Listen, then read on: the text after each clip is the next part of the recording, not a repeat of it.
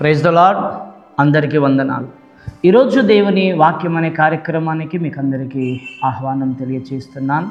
నేటి దిన మూల వాక్యముగా దానియేలు గ్రంథము 6వ అధ్యాయము 18వ వచన భాగాన్ని చదువుకుందాం.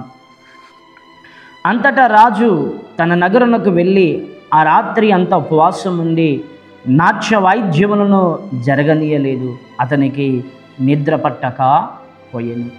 చూడండి ప్రియులారా, చదివినటువంటి లేఖన భాగంలో మనం గమనించినట్లయితే దేవుని యొక్క లేఖనం ఇక్కడ ఒక చక్కటి విషయాన్ని మనకు తెలియచేస్తూ ఉన్నది. రాజుగారికి నిద్ర పట్టక పోయెను. ఆ రాత్రంతయు కలవరపడుతున్నాడు. ఆ రాత్రంతయు నిద్ర పట్టకుండగా ఆందోళన చెందుతున్నాడు. అవును ప్రియులారా, ఈ నేటి కాల సమయమందు ఒకసారి మనము ఆలోచన చేసుకుంటే రాజుగారి విషయమే కాకుండా మన విషయాల్లో కూడా మనము కలవరపడుతూ ఉంటాం, ఆందోళన చెందుతూ ఉంటాం. రకరకాల పరిస్థితులు మన జీవితంలో ఎదురవుతున్నప్పుడు వాటి విషయాల్లో కొన్ని సందర్భాల్లో ఉద్యోగాలు మానేస్తూ ఉంటాం, ఆహారం తినడం మానేస్తూ ఉంటాం, ఆలోచిస్తూ చింత చేస్తూ బాధపడుతూ ఎవరితో మాట్లాడకుండా ఒంటరిగా ఉండి రకరకాలుగా ఆలోచనలు చేస్తూ ఉంటాం. చూడండి ప్రియులారా, రాజుగారికి వచ్చినటువంటి ఆ వేదనను బట్టి, ఆ రాజుగారికి వచ్చినటువంటి బాధను బట్టి అతడు ఆ రాత్రి అంతా ఉపవాసం ఉండి వాయిద్యములు కానీ నాట్యములు కానీ జరగనీయకుండగా, ఎలాంటి సంతోషకరమైన వాతావరణమే లేకుండగా కలవరపడుతూ ఆందోళన చెందుతున్నట్లుగా మనము చూస్తూ ఉన్నాం. అవును ప్రియులారా, ఈ ఉదయకాల సమయమందు మన బ్రతుకుల్లో మన జీవితాల్లో అప్పులను బట్టి, అనారోగ్యాలను బట్టి, ఉద్యోగ పరిస్థితులను బట్టి, ఉద్యోగంలో ఎదురవుతున్న సమస్యలను బట్టి, కుటుంబ పరిస్థితులను బట్టి, నీ జీవితంలో ఎదురవుతున్నటువంటి సమస్యలను బట్టి కలవరపడుతున్నావా, ఆందోళన చెందుతున్నావా, దిగులు పడుతున్నావా?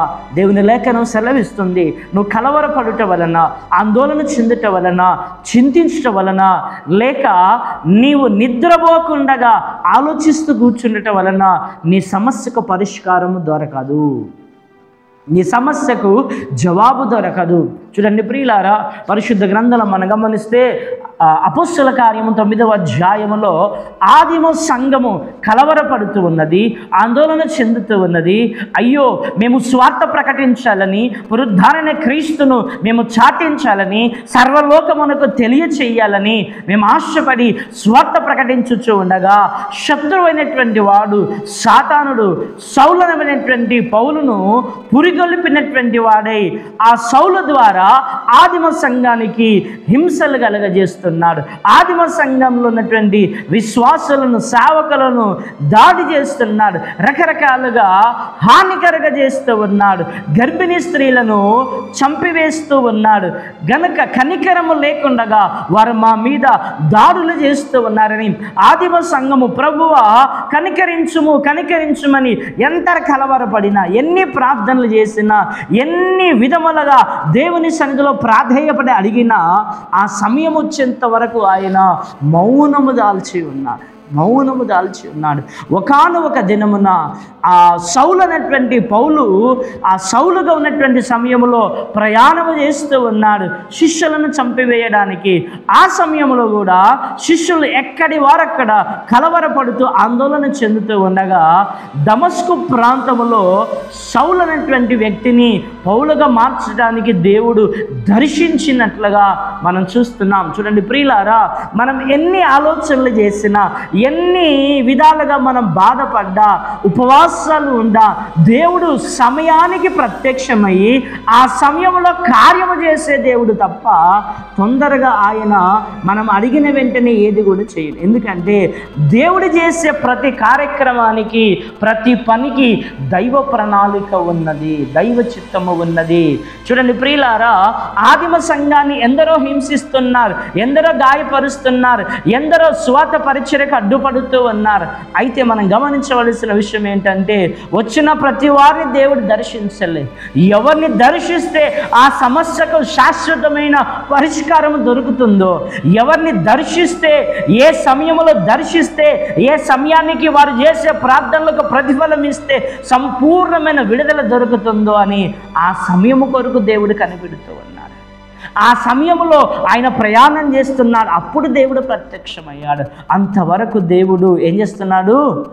ప్రార్థనలు వింటున్నాడు కానీ జవాబు ఇవ్వలేదు. అవును ప్రియులారా, మన జీవితంలో కనుక మనం గమనించినట్లయితే షడ్రక్ మెషక్ అబేద్నెగోలు కూడా ఉన్నారు. ఆ షడ్రక్ మెషక్ అబేద్నెగోల విషయంలో కూడా ఎన్నో శ్రమలు వాళ్ళు ఎదుర్కొన్నారు, ఎన్నో ఆటంకాలు వాళ్ళు ఎదుర్కొన్నారు. చివరిగా తీసుకుపోయి అగ్నిగుండంలో పడవేసే సమయంలో దేవుడు ప్రత్యక్షమయ్యాడు కానీ వాళ్ళు అనుకున్న వెంటనే దేవుడు అక్కడ ప్రత్యక్షం కాలేదు. వాళ్ళు ప్రార్థనలు చేస్తున్న వెంటనే దేవుడు ప్రత్యక్షం కాలేదు. అగ్నిగుండంలో పడే సమయంలో దేవుడు ప్రత్యక్షమయ్యాడు. చూడండి ప్రియులారా, ఇజ్రాయేలు ప్రజల విషయంలో మనం గమనించినట్లయితే ఆ ఫరో అనేటువంటి వ్యక్తి ఎన్నో గాయములు చేశాడు, ఎన్నో బాధలు పెట్టాడు, ఎన్నో శ్రమలకు గురి చేశాడు. ఎన్ని బాధలు కలగజేసినా, ఎన్ని శ్రమలు కలగజేసినా దేవుడు అలా చూస్తూ నడిపిస్తూ వస్తున్నాడు. ఒకానొక దినమున ముందు చూస్తే ఎర్ర సముద్రము, వెనక చూస్తే ఫరో సైన్యము కదులుతూ వస్తూ ఉన్నది. వీళ్ళు ఎక్కడ పోవాలో అర్థం కాని పరిస్థితిలో వాళ్ళు కూరుకుపోయి ఉన్నప్పుడు, అయ్యో ప్రభువా ఏమిటి మేము ఇంత ఘోరమైన పరిస్థితుల్లోకి వచ్చాము అన్నప్పుడు దేవుడు అంటున్నాడు కదా, పరిస్థితులను మీరు చూడకండి, ముందుకు నడవండి అని చెప్తూ ఉన్నాడు.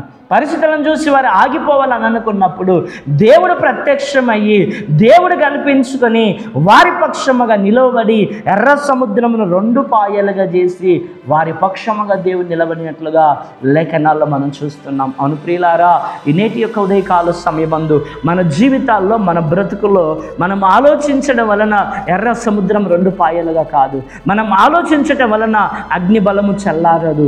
మనం చింతిస్తూ ఆలోచిస్తూ నిద్రలు పోకుండా తిండి మానేసి రకరకాల ఆలోచనలతో నిమగ్నమైపోయి ఉండడం వలన సింహాల నోళ్ళు మోయబడవు.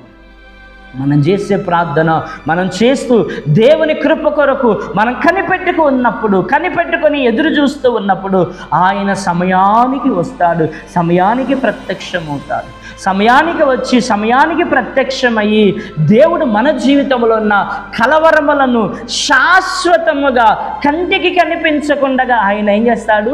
తుడిచివేస్తాడు, తొలగించి వేస్తాడు. ఇజ్రాయేలు ప్రజల విషయంలో, ఫరో సైన్యం విషయంలో అదే చేశాడు. ఫరో సైన్యం మరలా కంటికి కనిపించకుండా ఆ ఎర్ర సముద్రంలో ఏం చేశాడు? పాతి పెట్టేశాడు. నీ జీవితంలో ఉద్యోగం విషయంలో సమస్యలు ఎదుర్కొంటున్నావా? నిరుద్యోగ సమస్యలు ఎదుర్కొంటున్నావా? అప్పుల సమస్యలు ఎదుర్కొంటున్నావా? అనారోగ్య సమస్యలు ఎదుర్కొంటున్నావా? కుటుంబ పరిస్థితుల్లో శ్రమలను ఎదుర్కొంటూ కలవరపడుతున్నావా? వ్యాపారాల్లో నష్టపోతూ వ్యాపారములో ఏమి చేయాలో అర్థం కాని పరిస్థితుల్లో ఉండి ఇలా రకరకాలుగా శోధింపబడుతూ పీడింపబడుతున్నావా? అయితే ఇనిటుదే కాల సమయం ముందు వాక్యం సెలవిస్తుంది, నీవు కలవరపడకము, నీవు దిగులు పడకము, యెహోవా కొరకు కనిపెట్టుకొని ఉండుము, ఆయన నీకు అద్భుతమైన జవాబిస్తాడు. రాజు కలవరపడ్డాడు, రాజు నిద్రపోకుండా ఉన్నాడు, రాజు ఉపవాసం ఉన్నాడు, రాజు నాట్య వాయిద్యములన్నీ ఆపివేశాడు. ఆయన ఏమైనా చేయగలిగాడా? ఏమి చేయలేదు. ఏ చింత లేకుండా, ఏ దిగులు లేకుండా, ఏ టెన్షన్ పెట్టుకోకుండా, ఏ భయము లేకుండా హాయిగా సంతోషముగా ఆ సింహాల బోనులో ఉన్నటువంటి దానియేలు ప్రార్థన చేసుకుంటూ సంతోషముగా గడుపుతున్నాడు. దేవుడు తనకు అద్భుతమైన కృపను చూపించాడు. కనుక ప్రియులారా, మన జీవితంలో ఎదురవుతున్న ప్రతి సమస్య విషయంలో దానియేలు వలె మనం ప్రార్థన చేద్దాము, అద్భుతమైన జవాబును పొందుకుందాం. రాజుగారి వలె మనం కలవరపడటం వలన ప్రయోజనం లేదు, ఉపవాసాలు ఉండటం వలన ప్రయోజనం లేదు. ఉపవాసం ఉండు, ప్రార్థన చేయి, కానీ నీవు ఆందోళన చెందుతూ ఉపవాసం ఉండటం ప్రయోజనం కాదు.